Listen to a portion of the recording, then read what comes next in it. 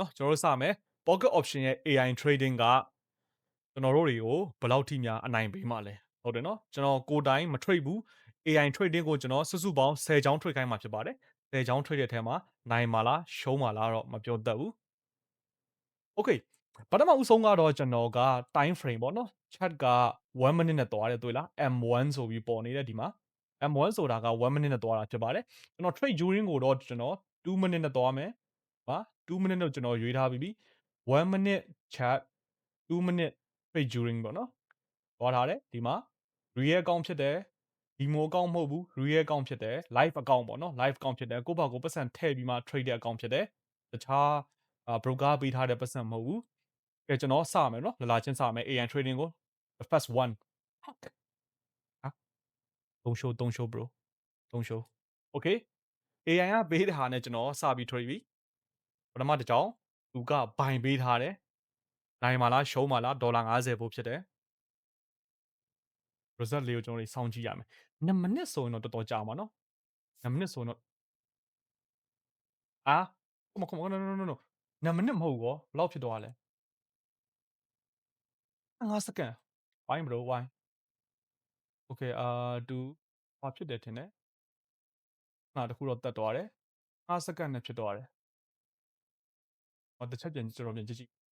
နောက်တစ်ချက်ပြန်နေကြည့်မယ်နောက်တော့ဒေါ်လာ5010စက္ကန့်အေးဒီကောင်ကဘယ်လိုမျိုးအလုပ်လုပ်တာလဲကျွန်တော်နားမလဲတော့ဘူး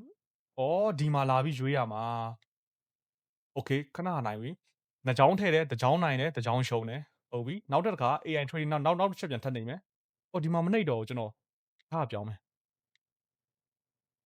ထားပြောင်းမယ် AI trading ပေါ့နော် AI trading ကျွန်တော်ကိုယ်တိုင်မ trade ဘူးအာ broker ပေးထားတဲ့ဟာပေါ့ကျွန်တော်တို့တွေကိုဂျင်းမာလားဘာလုပ်မှာလဲပေါ့နောက်တစ်ချက်တော့စက္ကန့်ပိုင်းပဲဗျ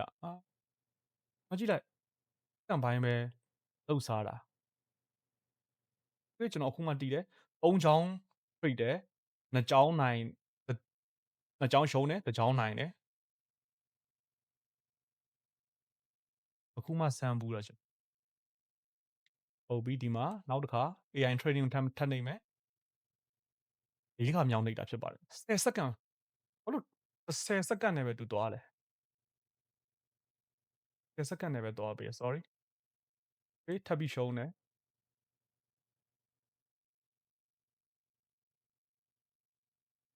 1 2 3 4ချောင်းမှာ1ချောင်းပဲနိုင်နေတယ်နောက်တစ်ခါထပ်နေမယ်ဗျာ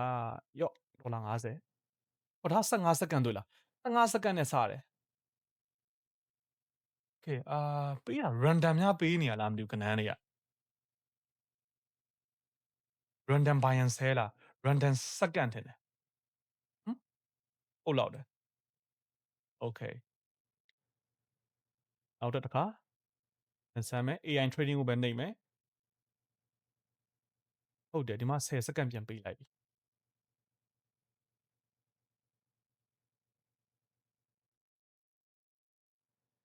โอเคထပ်ပြီးရှုံးတယ်ကျွန်တော်တို့တွေအေးနောက်တစ်ခါဒီမှာအေးဒါဆိုရင်1 2 3 4 5 6မုံအောက်ချောင်းတော့ရှုံးတယ်ဆို AI trading မကောင်းပါ AI trading လုံးဝမကောင်းပါနောက်တစ်ခါထပ်နှိပ်မယ်တွေ့လား5စက္ကန့်ပဲပေးတယ်ဒါတော့နိုင်သွားတယ်โอเค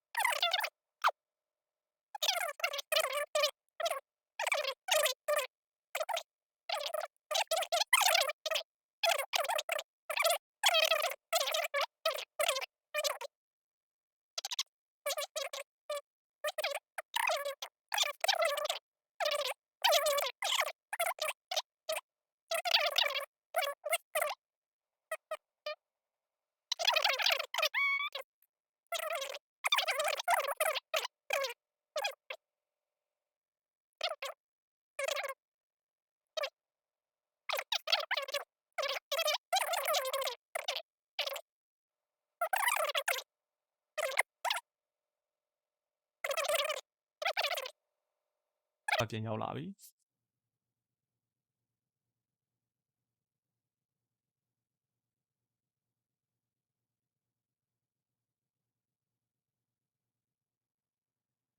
ပြီး1000ပြန်ရောက်လာပြီ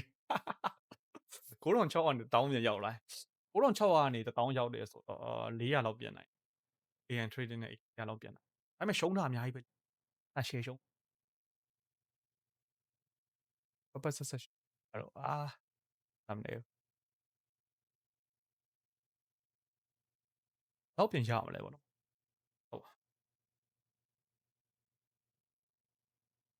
အိတ်ချင်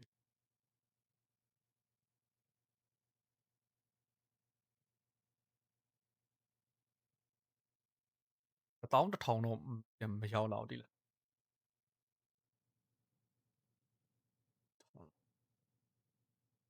ားပြီးတော့ကျွန်တော်ဒီ chatting လေးတွေလုပ်မယ်ပြီးပြီဆိုရင်ကျွန်တော် trade တော့မယ်ကျွန်တော်ပြန် trade တော့မယ် AI trading နဲ့မဟုတ်ဘူး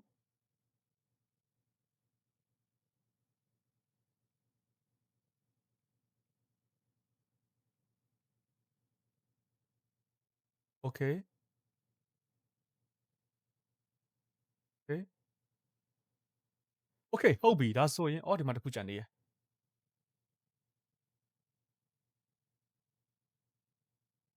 okay ဟုတ်ပြီကျွန်တော်အခုဆိုရင် AI trading ကိုကျွန်တော်အကြောင်းရည်မနေဘူးเนาะအကြောင်းရည်မနေဘူးကျွန်တော်စမ်းသပ်ကြည့်တယ် OTC market မှာရောစမ်းသပ်တယ်ပြီးပြီဆိုရင်ရိုးရိုး market မှာပေါ့เนาะရိုးရိုး market live market မှာလည်းကျွန်တော်စမ်းသပ်တယ်result ကတော့အခြေအနေမကောင်းပါ result ကတော့မကောင်းတဲ့အထဲမှာလုံးဝပါတယ်ကျွန်တော်ထင်တယ် random ချပေးတယ် buy sell ကို random ပေးတယ်ပြီးပြီဆိုရင် trade time ကိုလည်း random ပေးတယ်ကျွန်တော်စတာကျွန်တော်ဒီAI trading ကိုကျွန်တော်စတာ1000 $89နဲ့စတယ်အခုကျွန်တော်စီမှာကျန်တာက1623ပဲကျန်တယ်ကျွန်တော်$466ရှုံးတယ် okay AI trading ကြောင့်ကျွန်တော်ရှုံးတယ်